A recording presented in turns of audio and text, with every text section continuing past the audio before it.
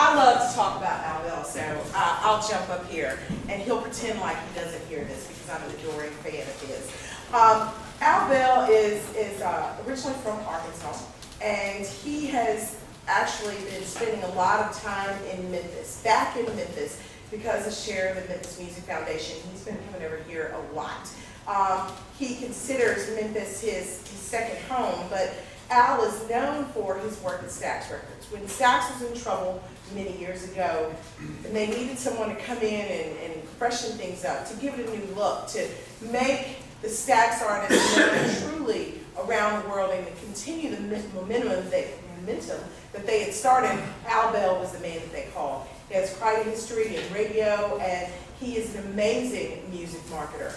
He is that guy that can look at an artist and say, I know how to sell this artist, and I know exactly what we're going to do. And he writes down the plan, and next thing you know, that person's all over the world. Al has had an amazing history, not only as a music executive working for Stax. He also, once again, when Motown needed help, they needed somebody to come in, shake things up, make a difference, they called Al Bell once again. He was also a songwriter. He continues to write songs. I had the pleasure a few weeks ago of hearing him tell some of the stories behind those great songs, and they include one of my personal favorites, The Staple Singers, I'll Take You There, which is a song that many of us know, hum, hear on elevators, hear in churches, hear just on the street. And he was the man that wrote that song. And to hear him tell the story behind that song, it was very touching. And in case he's going to do it today, I'll just leave that out. If he doesn't, maybe we'll share it with you at the end. But Al is also, throughout the years, works with many artists, from Prince to Bobby Woodland. He has been a driving force in the music industry, and he is still the guy that people call when they want to know how to shake things up. So we're happy to have him here as the president of the Memphis Music Foundation Board. Al Bell.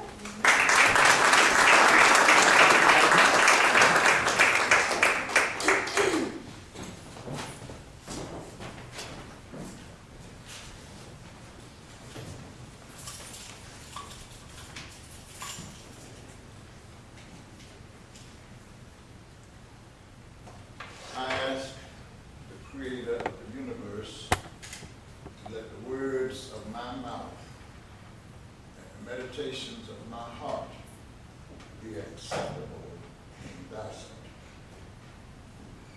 I am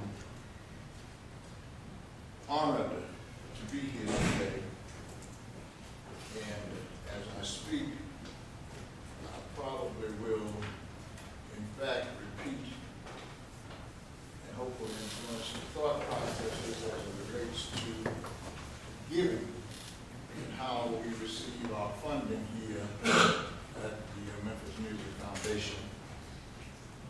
I trust that in my remarks that I inspire you as entrepreneurs to appreciate the opportunities that exist in our music industry.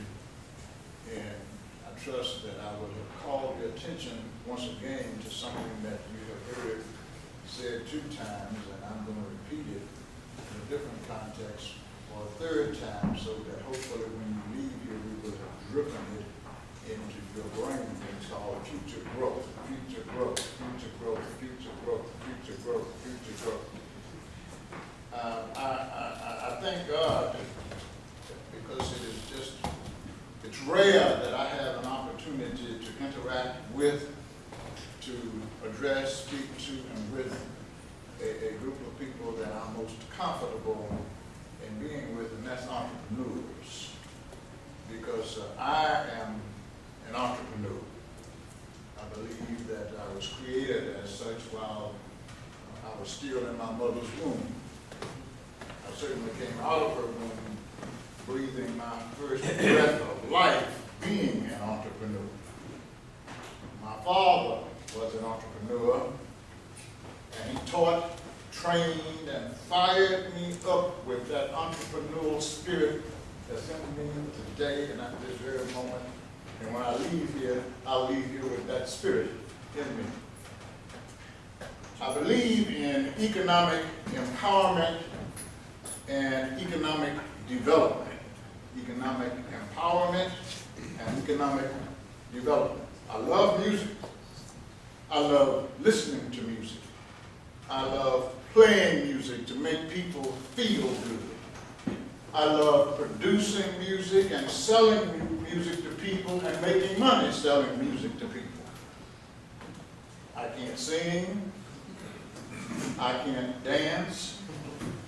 My sense of timing is ridiculous. I mean, it's all off. My rhythm is horrible. I can't carry a tune in a vacuum packed can, but God has blessed me with the gift and spirit to hear and feel with my senses and with my faith music. I hear it and I feel it. I love music. I love listening to music. I love playing music to make people feel good. I love producing and making and selling music to people, and I enjoy making the money producing and selling that music to people. If I can't do anything else with music, I know that I know that I know that I know how to make money with music. I know that. That's one thing that I'm an expert in. Forgive me for having the audacity to say that, but when it comes to making money with music, I know how to do that. I am an entrepreneur. I believe in economic empowerment and economic development. That's why I came to Memphis, Tennessee in 1965 from radio in Washington, D.C., where I was making a mid-5 figures a year, and took a job as the marketing radio person at Stax Records, making $200 a week in cash. Stax was $90,000 in the hole and on the verge of going under.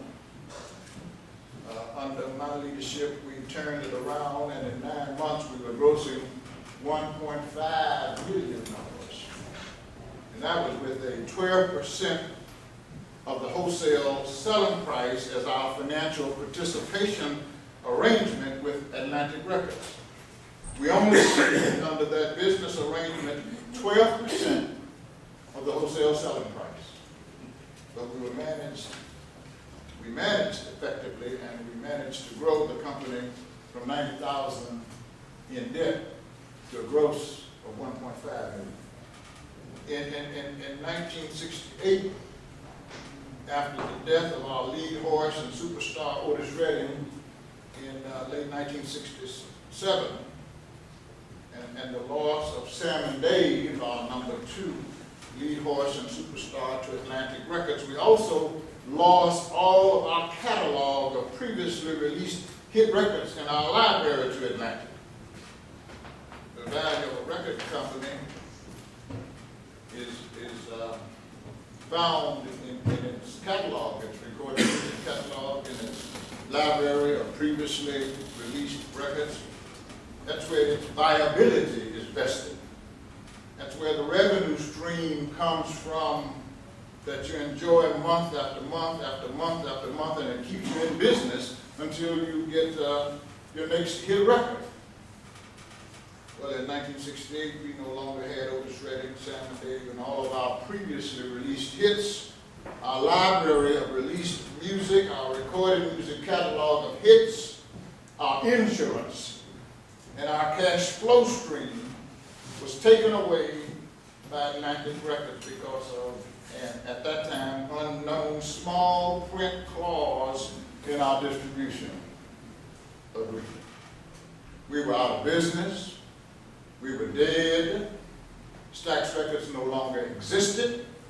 At least that's what the entire recorded music industry said. But I didn't believe that, nor did I accept that. I am an entrepreneur.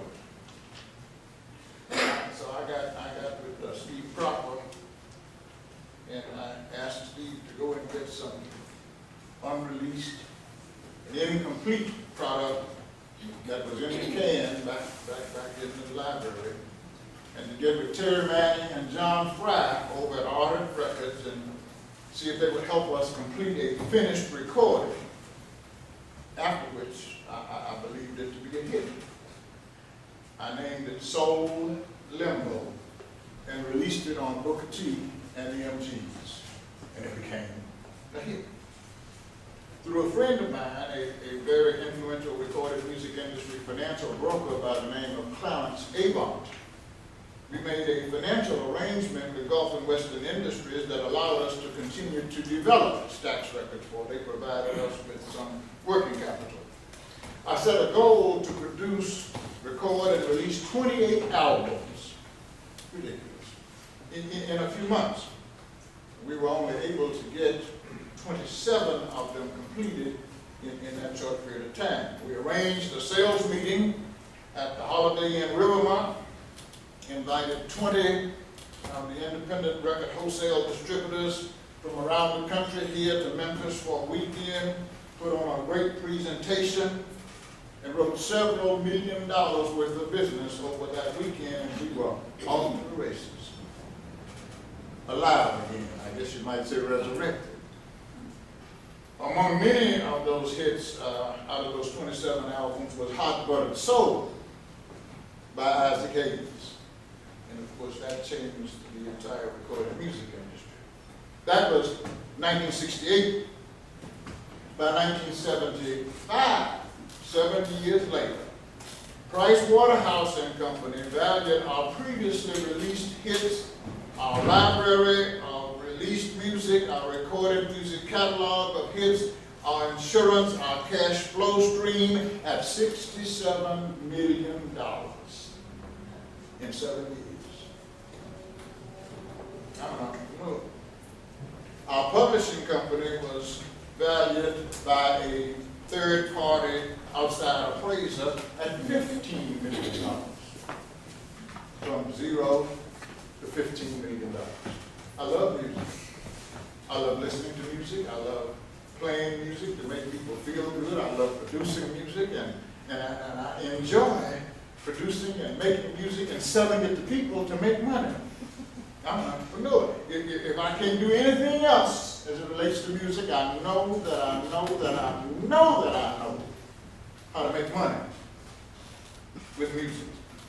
A few months ago, I was asked to accept the chairmanship of the board of directors of the Memphis Music Foundation.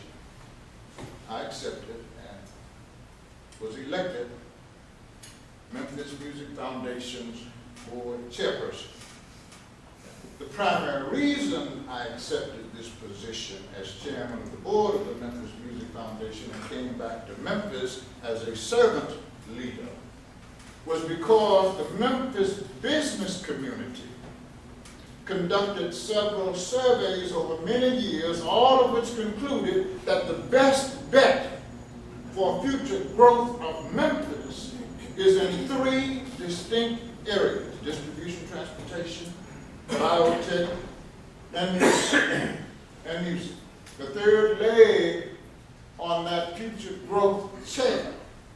Now, I've always known this about this city's music, always.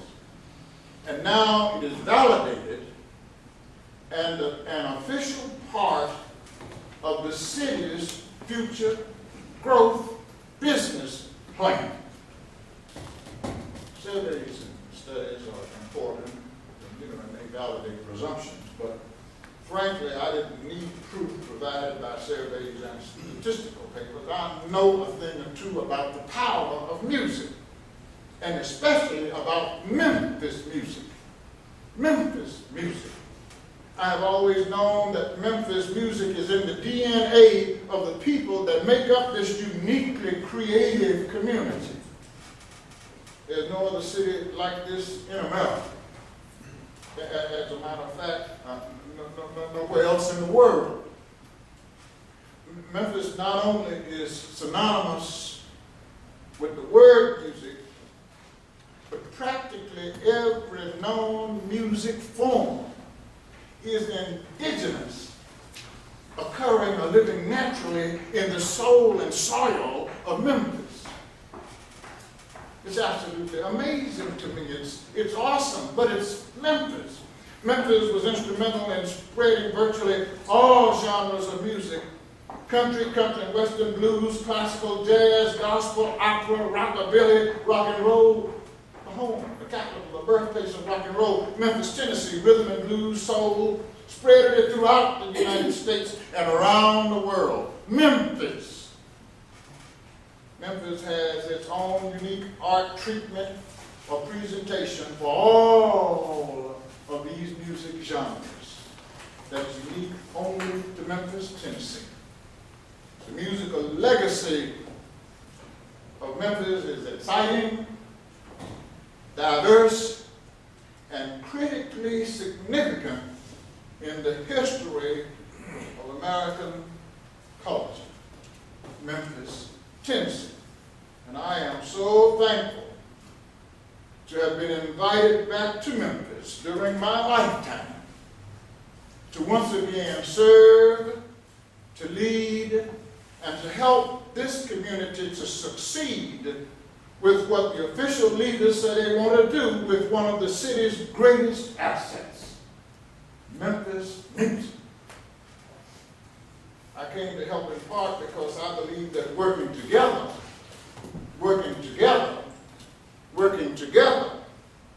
we can, during these times, accelerate the future growth of the Memphis music industry, which will help our present businesses grow, create new businesses, cause more money to flow through the economy of this city, improving its tax base, increase employment opportunities, and improve the quality of life, which positions us to attract other industries to Memphis, Tennessee, because our perception will change.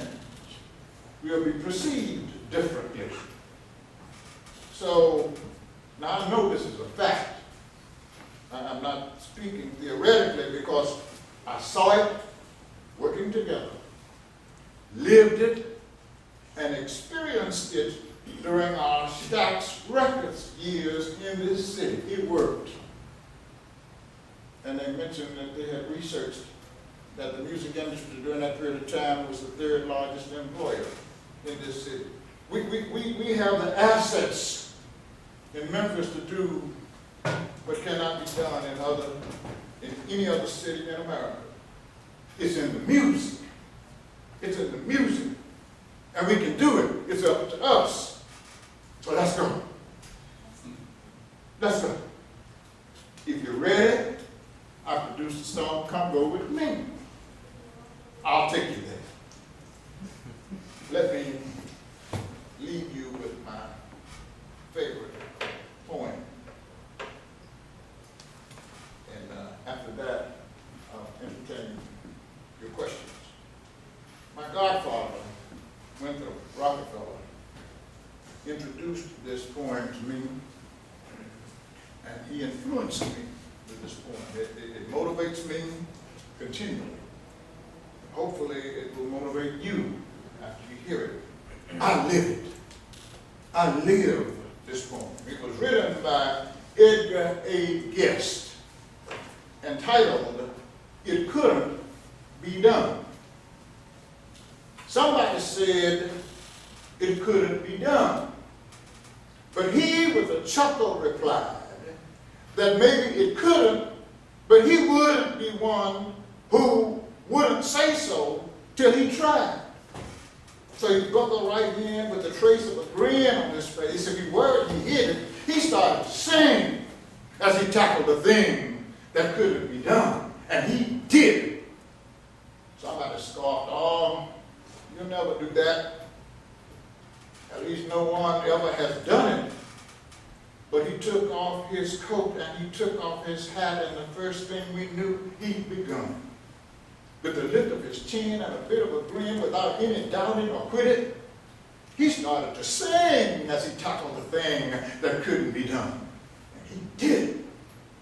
There are thousands to tell you it cannot be done. There are thousands to prophesy failure. There are thousands to point out to you one by one the dangers that wait to assail you. But just buckle in with a bit of a grin. Just take off your coat and go to it. Just start to sing as you tackle the thing that cannot be done. And you will do it. Thank you.